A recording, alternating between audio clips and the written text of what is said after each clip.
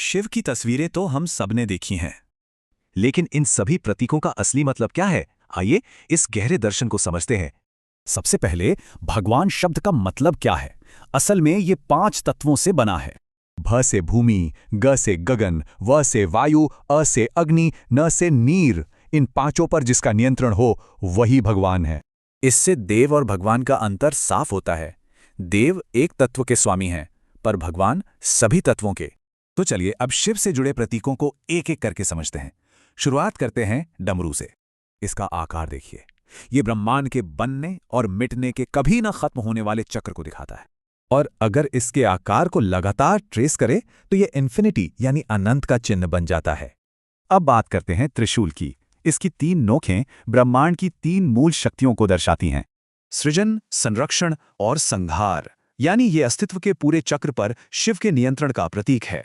और शिव के गले में जो सर्प है वो वासुकी है। ये समय और मृत्यु पर नियंत्रण का प्रतीक है। लेकिन शिव सिर्फ प्रतीक नहीं है, बल्कि एक गहरा दर्शन भी है। आइए 3 मुख्य सिद्धांतों को जानते हैं। पहला है सत्य। शिव ही सत्य हैं।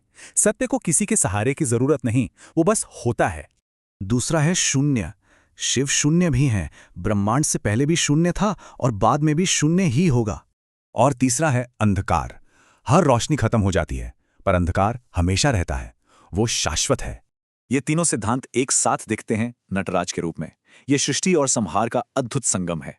देखिए, उनकी चारों भुजाओं का एक खास मतलब है। एक हाथ में सृजन का डमरू, तो दूसरे में विनाश की अग्नि।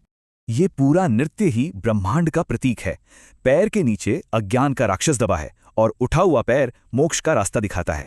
तो आखिर इस गहरे प्रतीकवाद से हम क्या सीख सकते हैं? हमारे आज के जीवन के लिए इसमें बहुत कुछ है। जैसे सब कुछ एक है, संतुलन जरूरी है, खुद पर नियंत्रण और समानता का भाव, और हाँ, बदलाव ही एकमात्र सच है।